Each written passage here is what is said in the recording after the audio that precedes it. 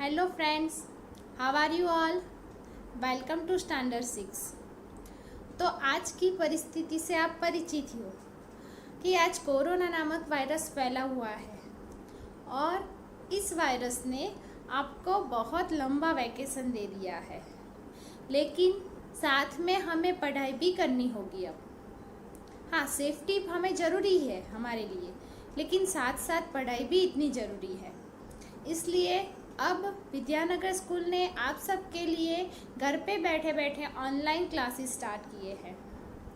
मेरा नाम चांदनी देसाई है और मैं आपकी हिंदी सब्जेक्ट की टीचर हूँ।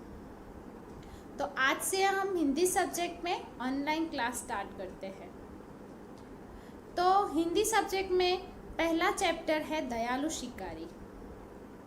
उसका प्रकार है चित्रपाठ और वो एक कहानी है।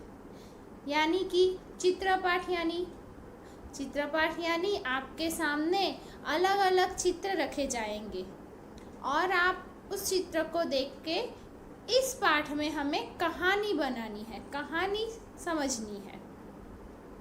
तो इसके लिए पहले चित्र तो देखने ही होंगे। तो चलो हम चित्र देखते जाएंगे और कहानी बनाते जाएंगे।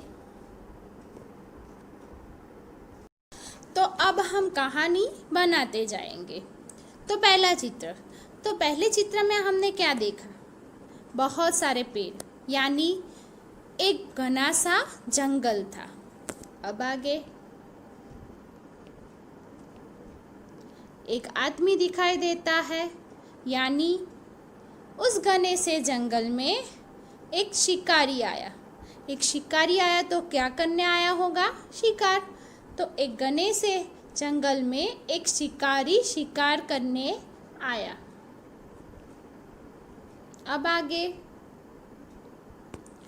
तो उस जंगल में एक मोटी और ताजी हिरनी दिखाई देती है और उसके साथ उसका अभी भी ताजा जन्मा हुआ उसका बच्चा यानी उसका शावक दिखाई देता है। और ये देखा है किसने? शिकारी ने। तो शिकारी उस हिरनी और बच्चे को देख लेता है।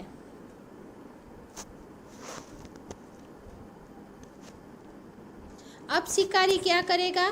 शिकारी एक पेड़ के पीछे छिप जाता है। अपना शिकार करने के लिए वो एक पेड़ के पीछे छिप जाता है।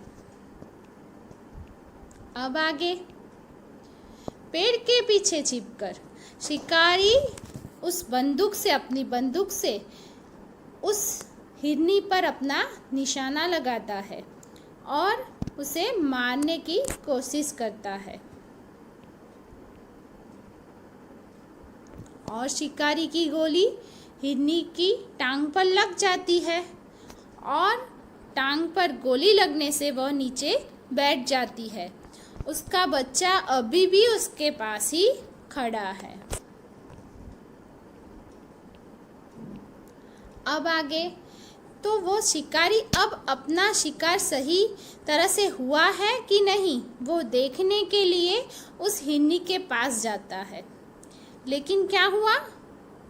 वो हिरनी के पास जाता है और देखता है कि वो बच्चा तो बहुत छोटा है क्योंकि ताज़ा जन्मा हुआ है। और फिर उसने क्या देखा कि गोली लगने से हिरनी की टांग पर से बहुत खून बह रहा है। और तीसरा क्या देखा कि हिरनी की आंखों में से आंसू बहने लगते हैं। ये देखकर वो शिकारी को उस हिरनी पर दया आ जाती है। तो अब वो क्या करता है? उसे पछतावा होता है कि अरे, मैंने ये कैसा काम कर दिया। मैंने एक ताजे जन्मे बच्चे को अपनी माँ से अलग कर दिया। तो उसे अपने काम पर बहुत पछतावा होता है और वह हिरनी को अपनी गोद में उठाकर नज़दीक के अस्पताल ले जाता है। अस्पताल के डॉक्टर उस हिरनी का इलाज करता है और उसकी टांग में लगी गोली निकाल देता है और उस पर मलहम लगाता है। मलहम लगने से हिरनी का गांव बढ़ जाता है, उसे बहुत अच्छा लगता है। अब शिकारी खुश होकर हिरनी को फिर से अपने गोद में लेके वापिस उसे जंगल छोड़ने चला आता है। अब शिकारी ने उस हिरनी को अपने बच्चे के पास छोड़ दिया। अब कौन कौन खुश? बच्चा खुश क्योंकि उसे अपनी माँ मिल गई। हिरनी खुश क्योंकि उसे अपने बच्चे के साथ वापस आना पड़ा आ गई, और उसे अपने जंगल में अपने घर में रहने की और एक बात की उसे नया जीवन दान मिला। और तीसरा, शिकारी खुश क्योंकि उसे मन से बहुत पछतावा हुआ कि मैंने ये क्या कर दिया। तो अब अपना पछतावा वो दूर कर देगा क्योंकि उसने वापस कभी भी शिकार न करने के ठान ली कि अब ऐसा काम मैं दूसरी बार कभी भी नहीं करूँगा। तो कौन कौन? शिकारी, शावक और हिरनी, सभी लोग खुश हो गए। तो अब हमने चित्र के द्वारा एक कहानी देखी और सुनी। आपको अच्छी लगी होगी, लेकिन उसमें से हमें कुछ सीखना भी ज़रूरी है। तो हमें उसमें से क्या सीख लेनी चाहिए कि आपने जैसे शिकारी तो देखे होंगे, लेकिन दयालु शिकारी इस कहानी में देखा होगा।